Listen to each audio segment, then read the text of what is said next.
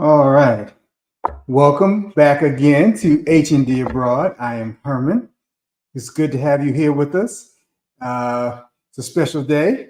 It is where we are. It is Exodus Summit time. So I know that a lot of our regulars might pop in during the break to see us. I know you all, the ladies are really engaged in the Exodus Summit process, and we are really happy that that event is going on, and we're here to show support. So we got a little something special planned today. But before to do that, let's do a introduction. Again, I'm Herman. I am one half of the great H&D Abroad that I share with my wife, Dee. Here at H&D Abroad, we share our personal experience and journey with our plans to move abroad. Right now, our move abroad plan date is 2025. And we do that by sharing in real time, oh man, the walkthrough, the experience, the drama. We talk about all the things that are part of moving abroad because we haven't moved yet. And when we began this process, we didn't see a lot of people who were in the middle of the process, especially people of color. So we jumped into this with the intention of sharing our experience. And the biggest part of this is building this community that we've built with you. So that's a big deal. So as a part of that, if that sounds interesting to you, you want to continue to be a part of this experience with us, especially if you're new. Actually, first and foremost, to stop and like this video, just because you came by, just because you enjoy us. And then we ask you to subscribe to our channel. And we ask you to hit the notification bell so that whenever we go live, you can be a part of this conversation because this is a conversation. I want to say hi to Beige Now for 4. I see you here today. Good to see you. If you come into the live today, as always, we ask you to shout out, let us know you're here because we incorporate you into this process always. As I said earlier, it is Exodus Summit season. As a part of that, Miss D will be doing a presentation this afternoon at 4 o'clock Eastern, 3 p.m. Central. So if you get a chance and you're part of that, please make sure you catch that presentation. Definitely want to support her. I'm really excited for her. She's the best, and I'm glad that she has this opportunity. So our guest today, who I'm bringing in, you've seen our guest before. Hold on one minute here. I'll take him off mute. Mr. Dave Anderson, good to see you, Dave. Good morning, good to see you, buddy. So Dave and I are, my wife keeps calling us Exodus honey. She got that from Rashida. And the background story for that is last year, Dee participated in the Exodus Summit trip to Morocco, to Marrakesh, Morocco. And a couple of us honeys, a couple of us husbands went along, and we were separate but equal. And I was standing in the morning breakfast buffet line the first day, trying to look as inconspicuous as a man in the middle of women can look. And Miss Rashida Dow walked up to me and tapped me on the shoulder and said, "Are you one of the Exodus honeys?" And was branded for life. So the Big Dave and I, our ladies, are big supporters of and have gained a lot in this process of being a part of the Exodus Summit community. So we decided that we would go on today and prep lunch for them while we talked. We'd share our experience. I see his beautiful wife is in there, servant teacher Nikki. Good to see you. That we would share this experience of us prepping and food for our brides while we talked about health. You know, Dave and I talked about health a few times, and as we've learned this process. So Dave, for those who don't know you, take a minute and introduce yourself. I'm David Anderson. I'm the other half of It's a Wonderful Travel Life with Nikki and David. And around the house, I'm known as Mr. Nikki Anderson. So I am married to an Exodus hottie. So just so you know. Yes. You're going to get the title. She already has the title she's a hottie of the house, so she's the Exodus hottie here. But we travel around. We travel around the world, and when we met, we started traveling the day we met, and we enjoyed traveling so much we decided to move to one of our travel locations in beautiful Mazatlan, Sinaloa, Mexico. A coastal city, beautiful weather, beautiful people, and amazing food. Just amazing food. I'm a big foodie. I'm a big cook. Me and Herman have that in common, and it's a common bond. Makes us brothers on several levels. But it's nice to be here, Herman. It's always a blessing to see you, brother. Absolutely, my friend. So Dave and I today, Dave said, Dave and Nikki are down there in Mexico, and he says one of his wife's favorite, hangout treats is quesadillas. And ironically, Dee is a big Mexican fan. We're at the normal phase of her liking Mexicans because that's how we always knew when she was pregnant, because her Mexican thing went off the charts. So before the stick told us, the Mexicans told me. So this is normal Mexican having. You hear laughing back there. I hear. So we're going to make quesadillas today. And I think you said you're making a cheese quesadilla. Yes. And I am making a vegan cheese quesadilla for the vegan over here. So we're gonna start off with just some basic condiment stuff before we get into the quesadillas. I'm gonna start off with making roasting some vegetables for my salsa. What are you gonna start with? I am starting cutting my vegetables up. I'm making a prickly pear pico de gallo for Nikki. Explain the prickly pear. The prickly pear is the fruit of the local prickly pear cactus. And when it comes to maturity, there's a flower, a really pretty red and pink flower that stands off this end. They take it off and they harvest it at its highest level of ripeness. It tastes like a pear. It's not as sweet as a pear. It has a little citrusy taste to it too, but it's a very pleasant taste. Complements a nice pico with our onions and our garlic and what's the other, the sea herb, whatever this is. Cilantro, yeah. I get there. But we're gonna start by making that. I'm making her quesadilla with local Chihuahua cheese, she's become a big fan of that cheese. So it has a very nice melting point and a very mild taste. She likes that with a toasted butter quesadilla. Okay. I got this recipe for this salsa from a Mexican friend of mine. When I began my catering business, there was an outreach program to the local Mexicans, and the lady in charge of the program asked me to make pretty much a Mexican meal. And I made fresh pinto beans. I made, fajita stuff. I went all out. But I bought a large jar of salsa.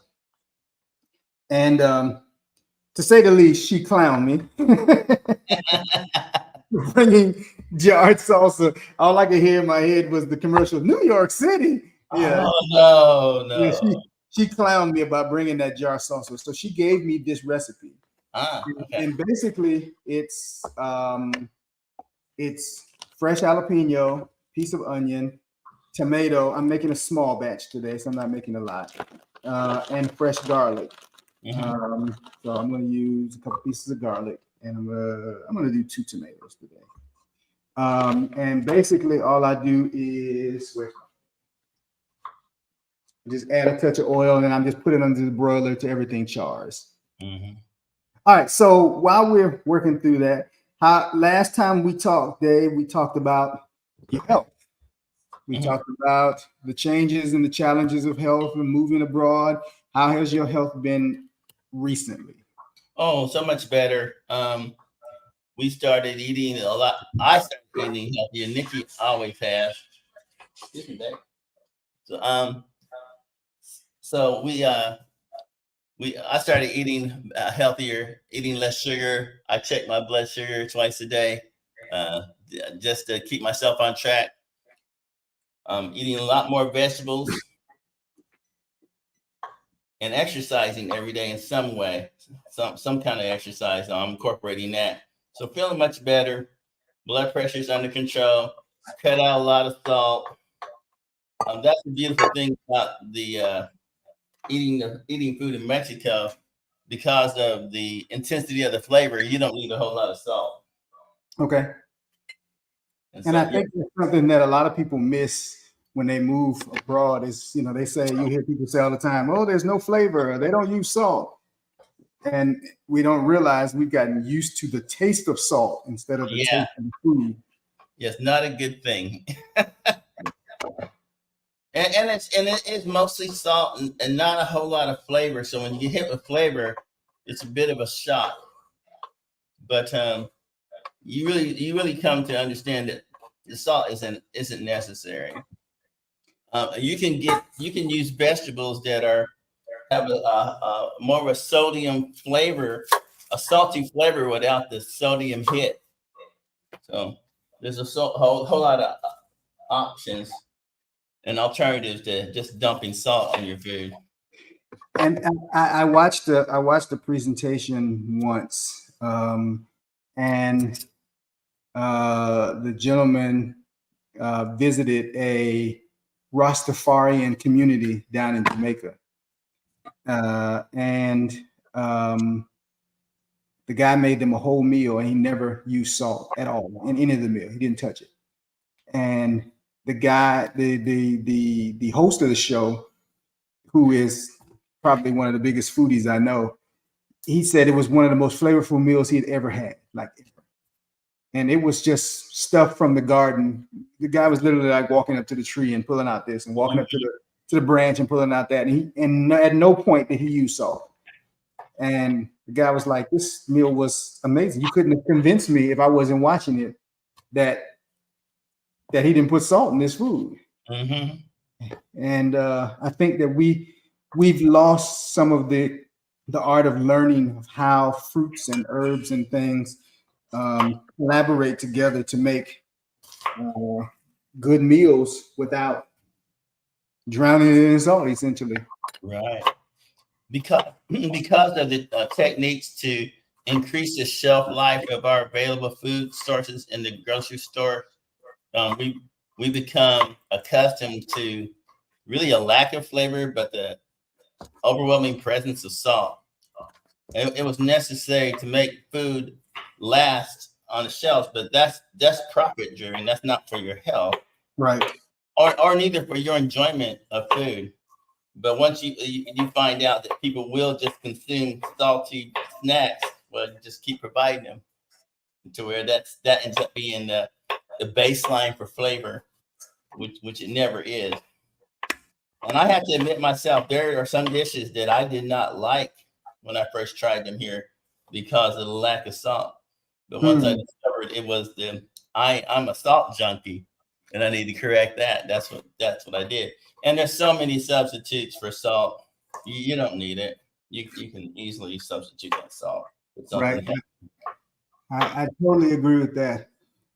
See, Tanya Brooks there. Hey, Tanya, good to see you today. And Big Sis Dula, the one and only Miss Lady, good to see you. So I'm making here, in addition to this process, I'm making a guacamole.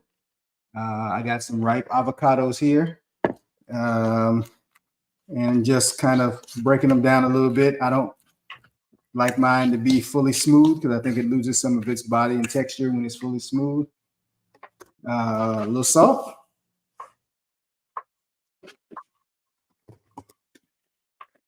A little pepper. Mm-hmm. And I forgot the last one.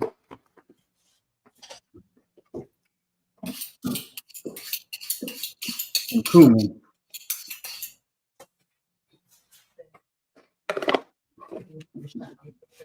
Yeah, I did it on purpose.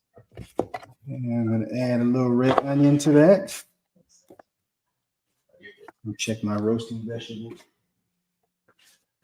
Still going. When I make my when I chop my tomatoes for my pico, I drain the tomatoes. Okay. Because you're gonna have a lot of liquid from the lime and the interaction between the lime and the cilantro and the onion is going Right. to shed a lot of water.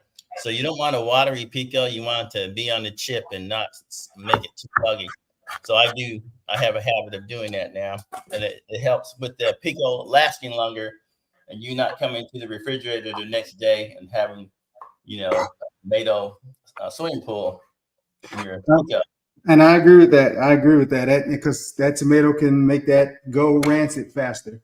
Yes, I was telling David earlier. I go to the store and I buy peeled garlic, and I buy peeled garlic because I don't like taking the time to peel garlic. And then I bring it home and I throw it in the food processor so that I can grind it up so that when I need it, I just pull out what I need.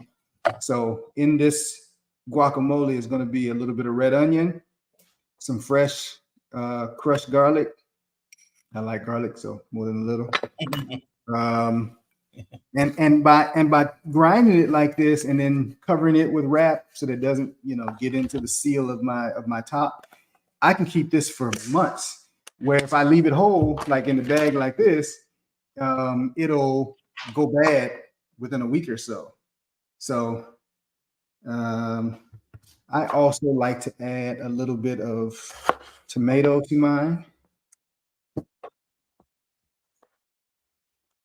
Sharp knives, ladies and gentlemen, sharp knives are safer than dull knives because they allow you to do your job without fighting through your food. Mm-hmm. I sharpen my knives even while I'm cooking. It's just a habitual thing from watching my father do it all my life that I have a professional sharpener in the shed. I keep a couple of whetstones by the sink, and then I have my steels, so I freshen my edge as I go. Just from, like I said, growing up watching my dad cook, and always being obsessive about sharpening his knives. When I'm making my pico, I'll muddle my cilantro. So I got my mortar and pestle. So I'll just crush it a little bit. And I didn't bring my mortar and pestle. I'm chopping mine out by hand. One of the things that I learned that I did not know when I first started using cilantro, we tend to take stuff off the stems, in stuff like thyme and oregano. Stems are woody. What you don't know is the stems in cilantro carry some of the more flavor than the leaves themselves. Yes. So I chop them up. I'm going to throw some in with that salsa when I grind it up. When I'm using celery, I made lasagna yesterday, and when I use celery, I use it all. I want ones that have the leaves on top. Yes. The leaves get a lot of fragrance. Yes, I have a friend in Jamaica, and he uses wild thyme, and I watch him peel the leaves off the stem. He said that if you don't with the thyme, you end up in the hospital. You have to be very careful. You have to puncture your intestines. At the same time, he take another herb and he put the whole thing in, and it was tender. It wasn't twiggy or branchy like the thyme was. Yeah, I definitely put you on the flavor and the stem of the cilantro. And the cilantro stem is so tender. I mean, yeah. When you're down to the woody part, then of course, the heavy woody part, I'm usually use that. But if I'm going to grind it up, I use it all. And if you don't know, coriander. So coriander is I guess technically the non-American name of cilantro. So ground coriander, coriander seed is the seed part of the cilantro plant. And a lot of people don't know that. So a lot of times if you're using one, use the other. So if you're using cilantro leaves, put a little ground coriander in there. Mm-hmm. It's you're bolstering the taste. I'm using lime in this for two reasons. One, because lime keeps the avocado, the acidity keeps it from going brown. But it also enhances the flavor of the guacamole. So since moving to Mexico, I know that when we talk to a lot of people, they talk about the health changes they've made. personally, and for people like you and me, we do a lot of the stuff we do because we want to, because we're cooking for our wives. We want to make it be better, taste better, do this or that. What have you done? What have you done for yourself in the way of making food health choices changes? Eating fresh daily. Eating fresh daily. I make sure that I am consuming large amounts of fruits and vegetables in the course of the day now. I am allowed seafood. I can have shrimp and marlin and red snapper. I can have that as much as I want, and I still am careful with that. We've been on a couple of fishing excursions, and twice. The first time we caught probably 160-pound marlin. The second time, I think that marlin on scale close to 300 pounds. Our freezer is only so big, so I can't really keep a lot of marlin, but yeah, a lot of marlin in that refrigerator right now. And I caught some mahi, which are, oh man, that's delicious. And when I think of what I pay in the States for that, but I can just catch it here, just eating fresh fish, fresh food, eating fresh, cutting out the salt, cut sugar totally out. I use monk fruit instead of sugar.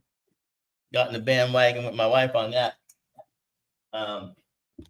Just being mindful of how much I eat, dropping some weight. We're in the hot season here, so I really can't get out as much as I like to, but we're starting to go into the milder season when we can get out and take walks, and you don't even have to be on the beach. It's just going to be pleasant here. Drinking a lot more water. The food here, because it's naturally sourced, it just makes you better. You immediately start getting better because of what you're eating. No pesticides, no preservatives. They pride themselves on no preservatives. Oh yeah. Yeah. And so you learn that word in Spanish quickly because you see it on almost everything. Yeah. I was in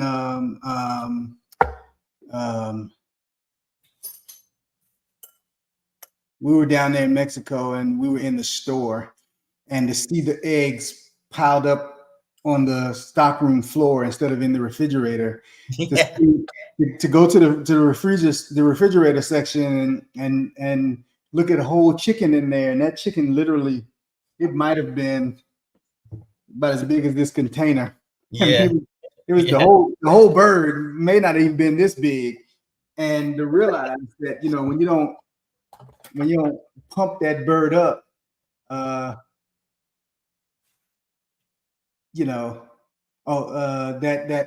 bird is not as big as you think it is. Oh, I used lime, not lemon. Thank you, big sis dude. I appreciate that. Good to see you, Jace. So let's see. All right, so my vegetables are almost finished roasting. My guacamole is prepped. I'm gonna add to a little bit of this sour cream. I'm just gonna knock it up a notch.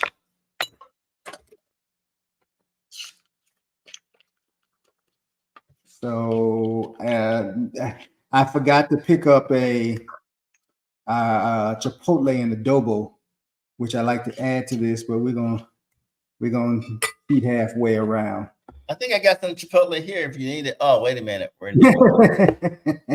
Yeah, I don't know if you can reach through. My scratch and sniff is my signal is a little low.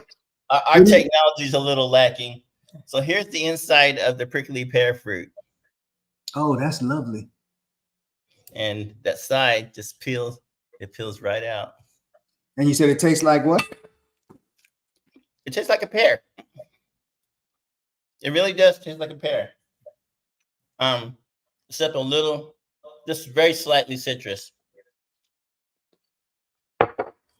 If I gave you a slice of pear and this, it'd be hard to tell them apart. Except for this has seeds.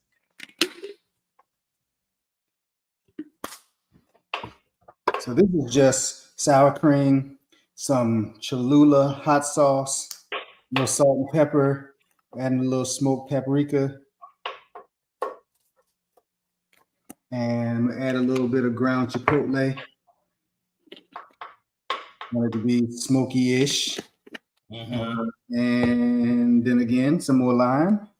Let's press this one up. It's a little firmer.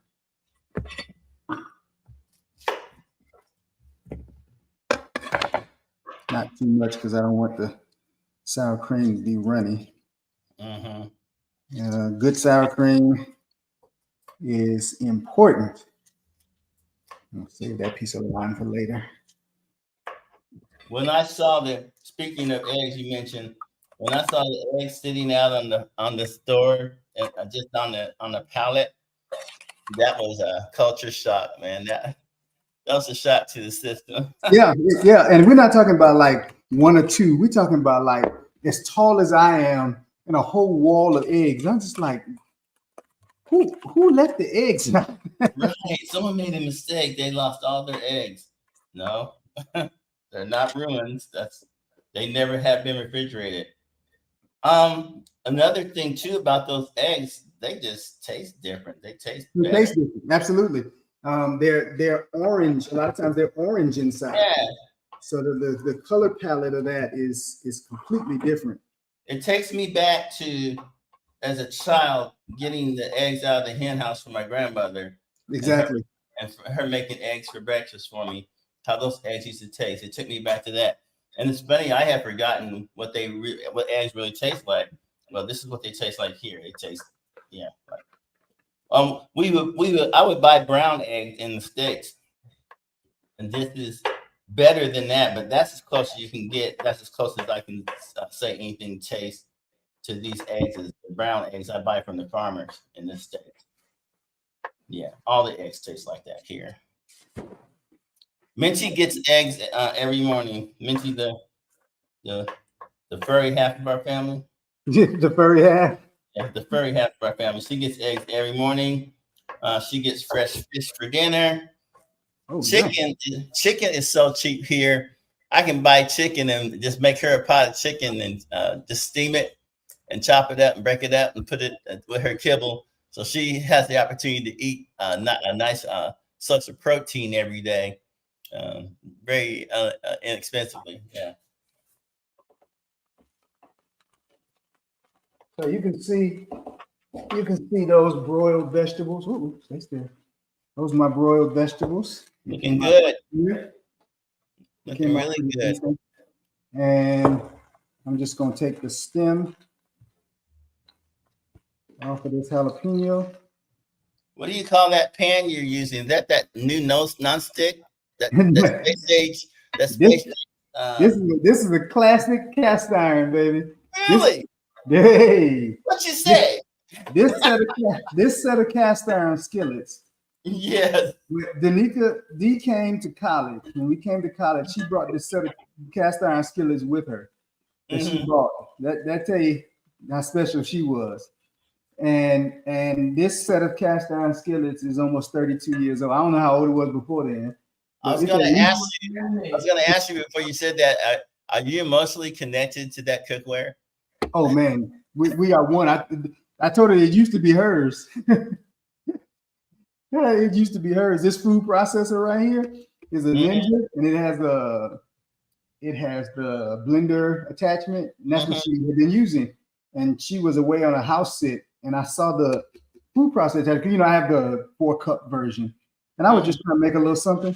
I told her she's not getting this Ninja back. You gotta buy her own.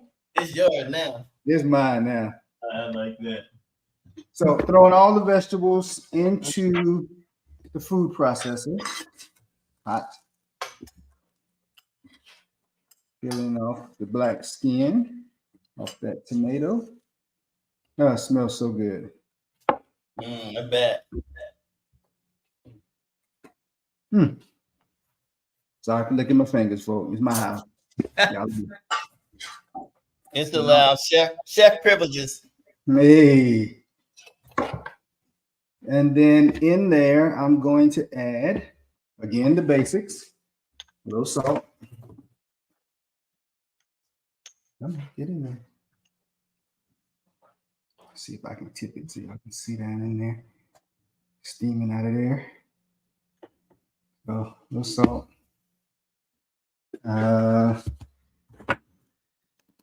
Some more pepper. Touch of cumin.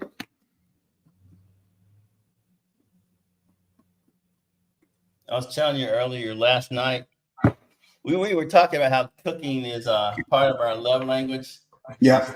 Serving ties directly into serving. So last night, I always try to have something for Nikki's late night snack, which is she wants something healthy.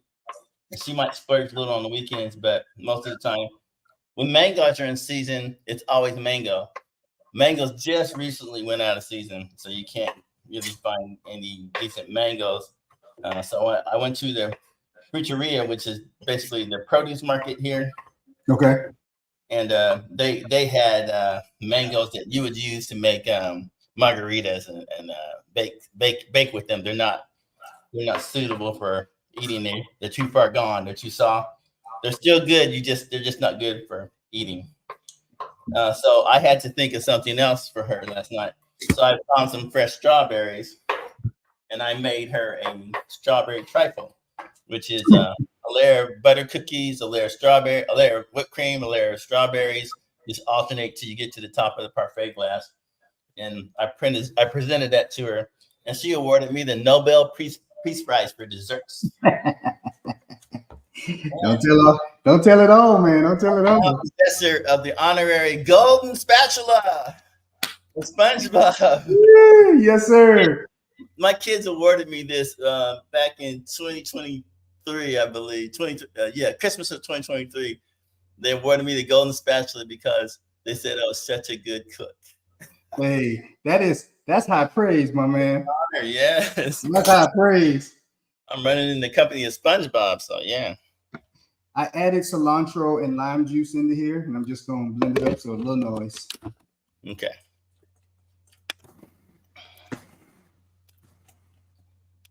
That's not noisy at all. Yeah. Oh, there it is. Yeah, it's a little noise. A little noisy. Ain't bad, though. Not bad at all. Let's see. Come on, baby. Come on. And there you go. Fresh salsa. There you go. Nice. And put it in the dish. Put it inside the cool. Let's see. Where's my dish go? It's all right. Always got something somewhere.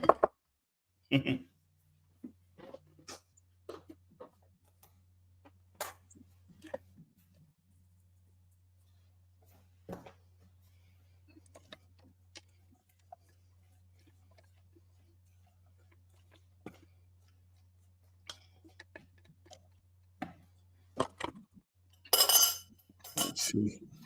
All right. Taste of salt. The spoon go. Okay. Pico's on point. Woo, that's got some heat. Yeah. Woo. We have a standing no heat request in this household. So standing no heat. A standing no heat request. Add a little bit more lime juice. Hello. Gianna and I are big fans of heat, so if I make something too hot, it's never wasted. That jalapeno is making itself known. For those who don't know, if you want to use jalapeno and reduce the heat, take out the seeds and take out the membranes. That's okay. I was going to ask you that. Do you leave them in? Do you like the heat? So do you leave the white membrane in, or? Yeah, no, I take it to the head, bro. Okay. I take it to the head because it's going to balance out with the rest of the dish. I think a lot of times the mistake people make is they over season one part of the dish, and so then it's hard to balance out the whole dish because you got, you say you got a piece of chicken that's like really, really, really been seasoned, and so then you now have these other pieces that are either too salty or too spicy, or there has to be kind of a balance on making those work. All right, so let's see, where am I in the process? All right, going to saute some vegetables for our quesadilla. I'm going to make Miss D a mushroom and sweet corn and onion quesadilla. Today we're going to use Right. Right. we're trying for her this new vegan cheese, and we'll see how it goes. It looks melty on here. Vegan cheeses can be kind of tricky because some of them are like paper, and some of them have a good, quote unquote, melting point, but you have to melt them a certain kind of way. So we are tempting the fates today. One of the standing procedures in this household, as I'm cooking, I usually take this into Nikki. I take a spoonful of whatever I'm cooking, and I say, I'm doing this on purpose. And what I'm doing is making sure that it passed the taste test so I can adjust it before I serve it. So. Oh, yes, sir.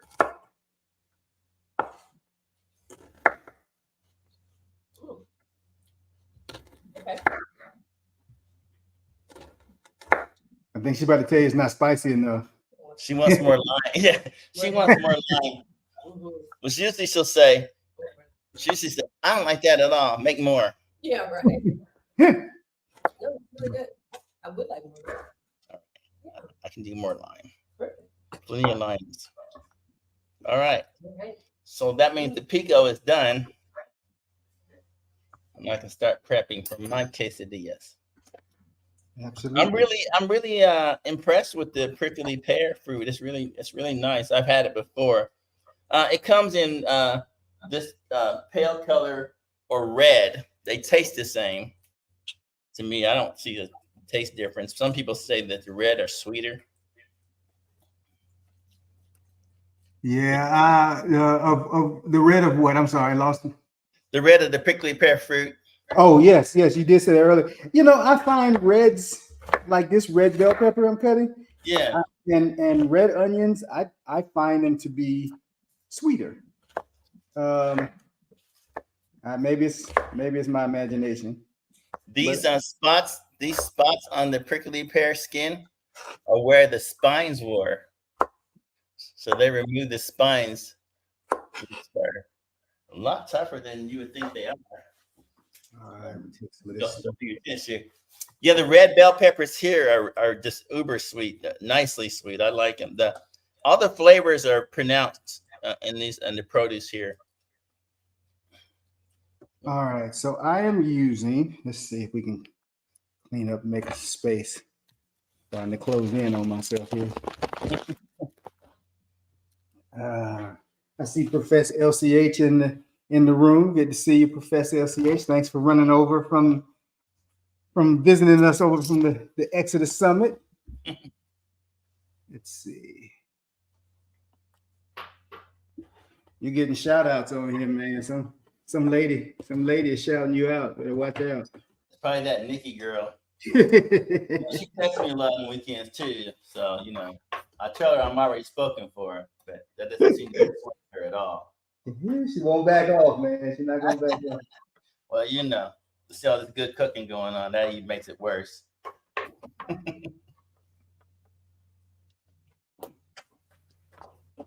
There we go. All right, so that we have space, I'm using an induction burner today. Let's turn that baby on.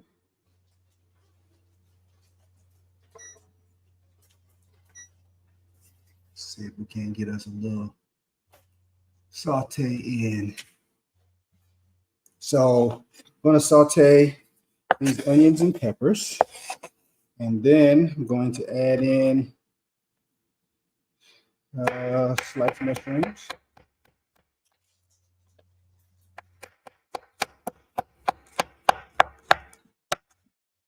So I'm doing extra. Probably don't need this many, but it's going to be done.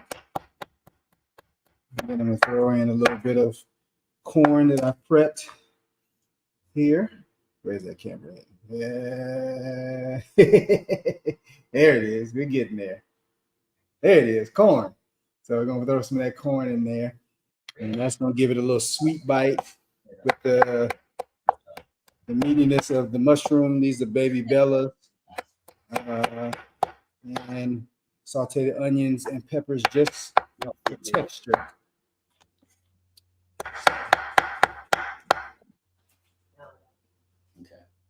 Okay. Let's get a little more of that heat. Let's bring it back down. All right. Yeah, I'm more worried about the food prep. I'm focusing on the food prep more than that. I know. Don't be so resistant to suggestions. So I know that a lot of locals shop daily, and when they get fresh produce for everything they cook. Are you following that as a principle, or do you kind of still shop for a few days out? How do you approach that? I don't being so organic. I started out shopping for the whole week, but you can't get through the produce because since it doesn't have the preservatives or waxy coverings and all that stuff. Right. You can't get through. You can't get a week. Can't get through a week's worth of produce that you buy on the same day. Okay. So now it's like I shop for 3 days, and that's stretching it. So every 3 days, I'll hit the fruiteria. And then, like I said, now I eat more. I'm eating more fruits and vegetables, so it actually helps us get through all that produce. Okay. So now, like I said, we're getting through. We're going through 3 bunches of probably 4 bunches of bananas every week. So one of the things I think that we have a problem with in the States, 2 things. One is digestion. And I think because of the digestion in some cases, because of when we eat. I work with a lot of young people who say, I don't eat breakfast. And I tell them the reason they don't eat breakfast is because of how late they eat dinner.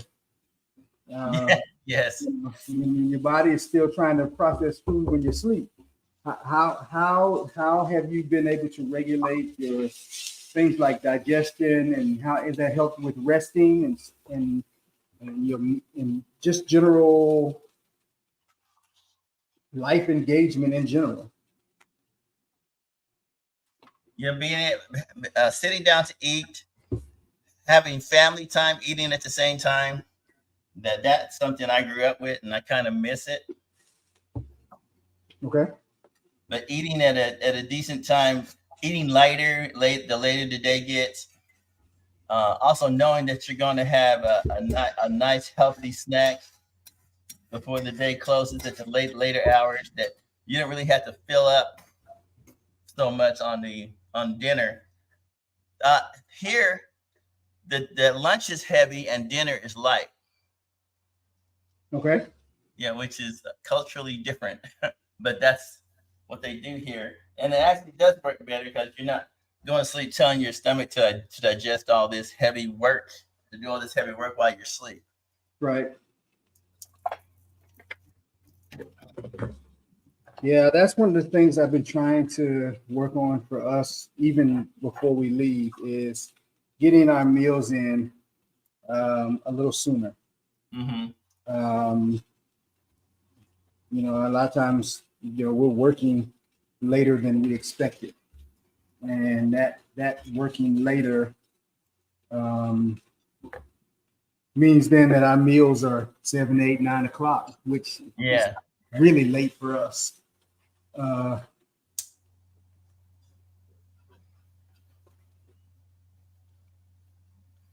And getting that practice in. Now, the interesting part about that is, in a lot of countries, though, I noticed that they eat a little later. Mm-hmm. Really wanting to balance, but what they're eating is not as extravagant as I think what we eat here a lot of times when we eat late. Yes. And so there's a better overall balance of the food. Oh, these mushrooms smell so good. So I talk to a lot of people who say they don't like mushrooms. And I think a lot of times people's experience with mushrooms We grew up on, D and I talk about all the time, we grew up on canned mushrooms. Yeah. And canned mushrooms essentially they can be kind of spongy. Because people don't realize that, mushrooms are a fungus. They grow in moisture areas. So a lot of times if you're watching cooking shows, they always say, don't wash the mushrooms, wipe them off. Now, I want to add a caveat here and say, I always slightly rinse my mushrooms because I don't trust anything that was grown in manure to just wiping it off. So I slightly rinse mine off. But a part of the problem is I think people don't cook their mushrooms enough. They don't cook the water out of it. They cook it to its tenderness. They cook them too fast. They cook them too fast. Yeah. Or they're using those canned mushrooms, which are spongy, or basic button mushrooms, which they're a lost cause before you open the can. Yeah. So there's a different approach to what ought to happen when you're cooking them.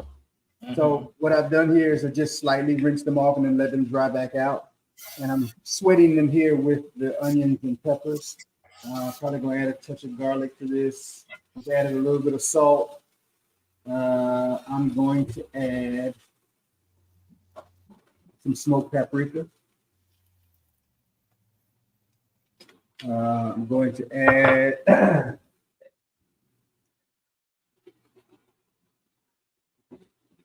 little dried oregano.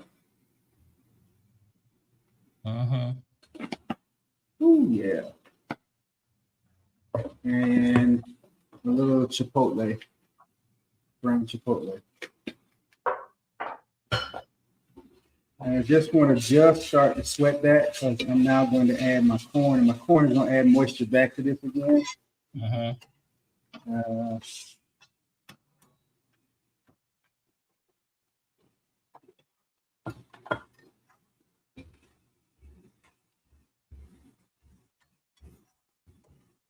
So explain you said you're using Oaxaca cheese? Yeah, Oaxaca cheese has a very low melting point, very smooth, a buttery cheese.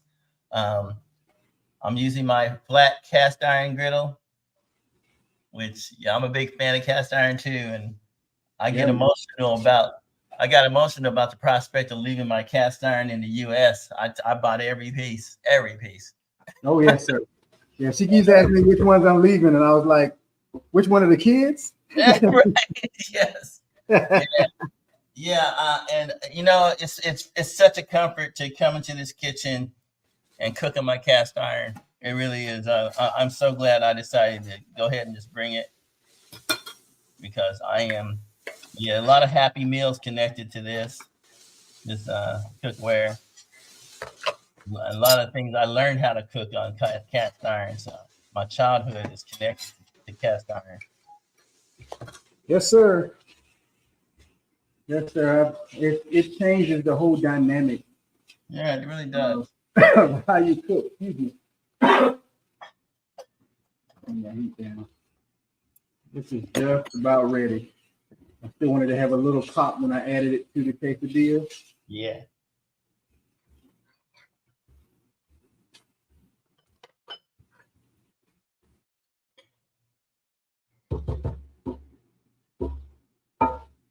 Let's see.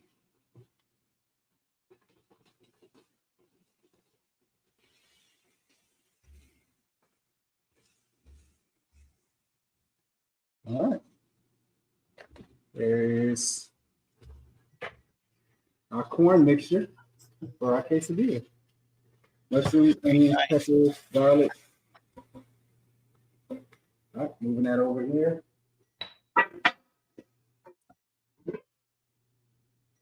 I also have a towel.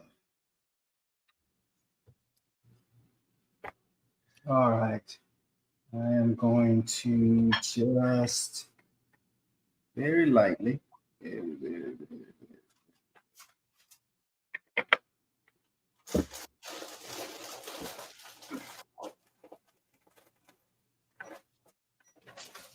Grab a little bit.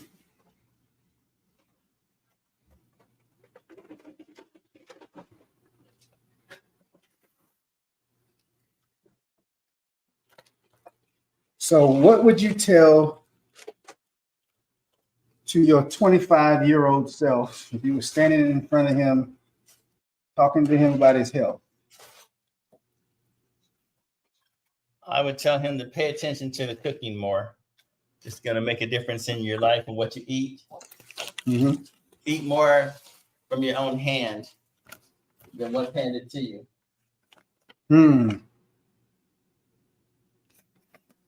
Why does that make a difference? Because you know what you're putting in your body. You absolutely know what you're putting in your body. You have vetted everything. You have more of a consideration. When taste is a consideration, the ingredients matter. When the ingredients matter, health is assumed. You're already included. When the ingredients are better, then your health is going to be better. How it nurtures your body is going to be more effective. So cook more. Avoid the fast food trap. Develop your palate. I would have developed my palate earlier, and not so much the burgers and fries and pizza and all that. My grandfather started me down the road of better eating, but after he passed, or we moved away from where he lived and he passed away, that kind of went away. But it's come back to me as an adult. Right. To be selective and make every meal an event. And that's what he always said. Every meal should be an event. It's just not shoving food in your face. Yeah, we don't enjoy the community of eating. Here's our presentation today. Oh, excellent. That's beautiful. This is almost done. I'm heating it through now.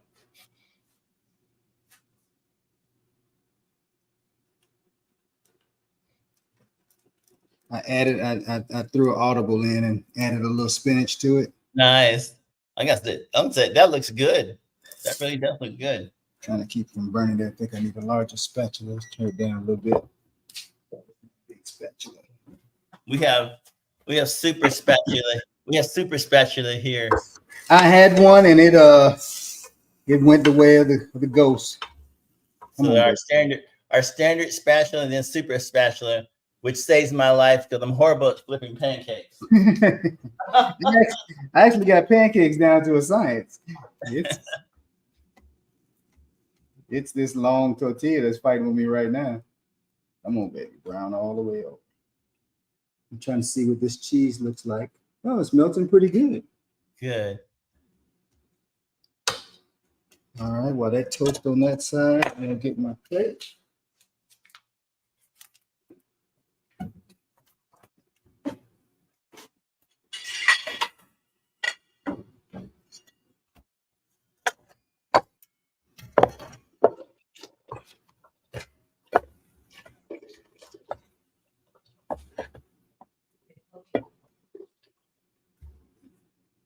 That off.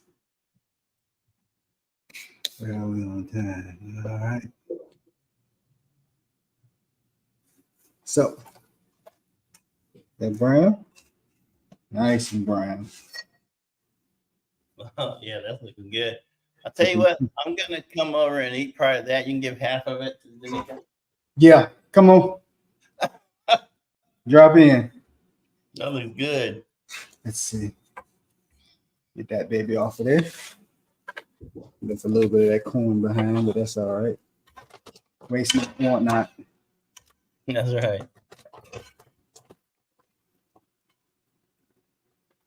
We had some friends come from the States and stay with us a little while.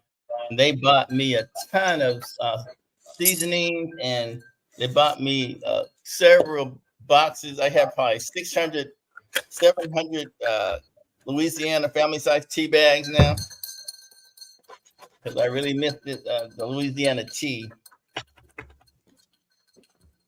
We're big fans. So I make a lot of sun tea here because the sun really is effective. Yeah. There's some pretty babies there. Looks good. Nice plating. Man, I'm still learning, you know? No, you got it. You definitely got it. I like that plate too. So that's my guacamole. Yeah. Get a little bit of that on the side there for later. And that's my little dish. I'm losing everything, man.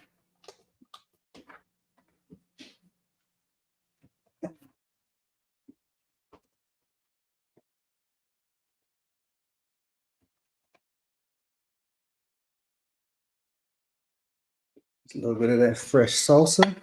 Mm-hmm. And a little bit of that spicy sour cream. Moving this one back. Just spoon a little bit of that right there. Get that little bit of cilantro. My man. Nice. Well plated. Working on it. I'm gonna find more work this camera out yet. Me and this camera gonna figure each other out. There we go. There we I go. was gonna say spin the quesadilla towards you. Spin it There towards it you. Yeah. There it there is. you go. Oh, that's just beautiful. Yeah. Shot. Yeah. So you call the missus in. Let's see if we can get them to like what they like. Move this stuff back.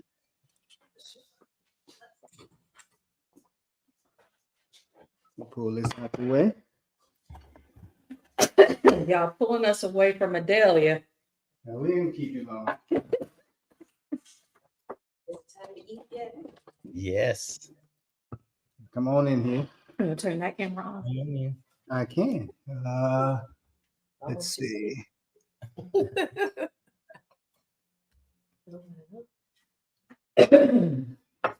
All right. And let's see. She's going for the quesadilla. There you Oh, go. really? Yeah, Go what for a it. nice break. Yeah, what a nice break. Thank you guys. I was kind of listening, but you know, Right. we're in the middle of the decluttering, so I really needed that Afro minimalist. That's got some heat. So just- Okay. Going a little easy. That extra too. Yeah, I made it work. My favorite cheese. I might get to stay in the house tonight. Hey, I'm thinking on it. Testing it with the vegan cheese. Hmm. When my cheese melts. Mhm. Love that. She loves that cheese melt, the melting point of Look at that that cheese. Chihuahua cheese. The best. How you doing, OPD? Okay, so this was a test of a new vegan cheese. Okay. Yeah. Melted very, very well. It's really smooth. Very smooth. Yeah, so yeah. It's not chewy like cheese, but It's melty. it's melty. Hey. I think I might trust it on a pizza. While Okay. y'all eat that, Dave and I gonna go down to the corner market and get us some chicken. A whole chicken, Whole chicken, all 4 ounces. which here is a standard size chicken. You know, we'll destroy a standard chicken here. Not to mention, they're just delicious. Can I get a napkin? You absolutely. Oh, this is so good.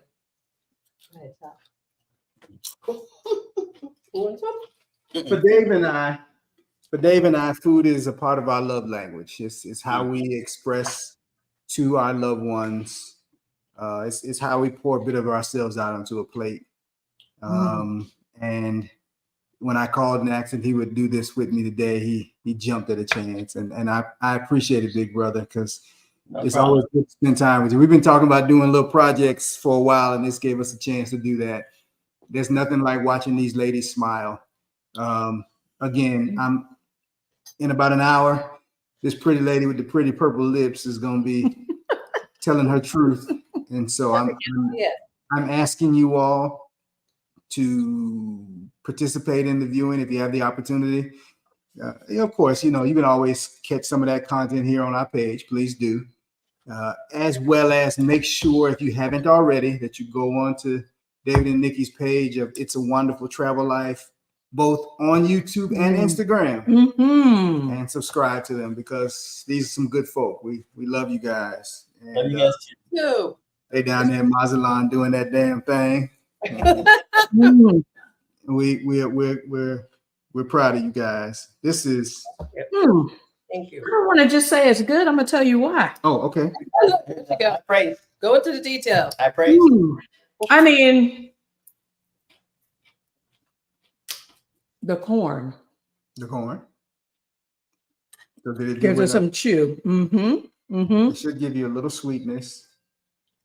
That will allow you to. Is there enough lime in the salt, in the condiments? Yes, there's good lime in the. Well, I could eat avocados a couple of times a day.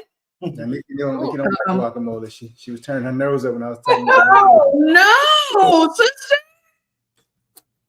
I'm not a fan of avocado. She's sacrilegious. It's her one blaspheme of life.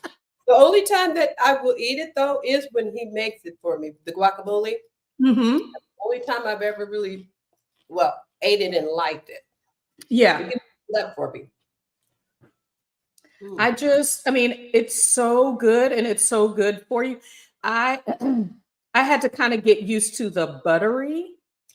I mean, it's such a intense buttery taste, but it's so good. And then as a doula, I always suggest, especially moms that are taking pain meds, like it is so good for your gut health. It's so good for your digestive system. Also, spices are good for your blood. It's a natural blood thinner, so you should. I mean, if you're on blood thinners, don't eat a lot of spices. But I mean, I love it. I love it, and it's so. So one of the things that I make this time of year, Nikki, because we both have asthma, is I make a fire cider, and it's got garlic and horseradish and jalapenos, and like I'm sniffing Fire cider. but it also helps to loosen the spices help to loosen the mucus. Which is really good. Which is really good for us, especially when the seasons change. Yes. So yes.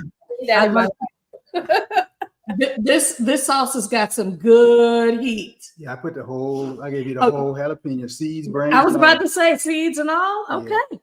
You see that? This cheese. Look at this cheese. Yeah. It's just perfect. I think she enjoys that most of all. So using this vegan cheese, what would you do different? What would you add? Would you use more cheese? I only used a little bit. Perfect amount of cheese. I probably would use the larger portobello. I like that meaty. Okay. Or you can char it on the cast iron. That makes sense. Yeah. Oh yeah. I use the baby bellas because in the store portobello they give you like 2. It's like by the time I buy enough for it to be worth anything, it's like, look at I just spent on mushrooms. Exactly. Yeah. And I need a side bowl of black beans. Oh yeah. My black beans. Big old pot of black beans, and they just destroyed those beans. They don't last in our house. Those black beans. No, I think I didn't have black beans growing up. Yeah. I mean, in the Southern household, you're gonna have pintos. That's right. You're gonna have black-eyed peas, but it wasn't until we got married that I think both of us, it was our first time, trying black beans, and I have 2 double crock pots, and so when we buy beans in bulk, and I just make it individually, pack them, and then freeze them so that I could, just like it's quick to open a can, it's quick to unthaw those black beans Yeah, and it is. eat 'em fresh. So That's a good idea. We have to do that. Mhm. What you got in that glass? What you got in that glass? Yeah, some delicious sun tea. Mm. Sun tea, yes. We thank you, ladies, Dave and I, for allowing Mr. David and I do this for you. I know Yes. you all get this. People say, "Oh, you get it all the time," but to be able to put it out on Front Street for you, we appreciate it. Dave, as always, you are the man. Thank you. When I grow up and be just like you, Thank you. light skin, blind, and bald, I'm be just like you. Check all the boxes. Check them all. I'm halfway there. I'm halfway there. As always, we are H&D Abroad. This is the great Nikki and David of It's a Wonderful Travel Life. We thank you for joining us today. Y'all get on back to your Exodus Summit, do things. If you're looking at us from the future, as always, drop some comments in the comment section. Dave and Nikki definitely drop in if you got any questions about, what his gourmet skills threw down over there. Or questions about Mazatlan, probably too. Yeah, we got a whole slew of videos we've done with them. Y'all watch this stuff with us. And y'all enjoy this Saturday. Bye. We'll see y'all soon. Ciao for now. See if I can end it here. Hold on. Okay. Mhm.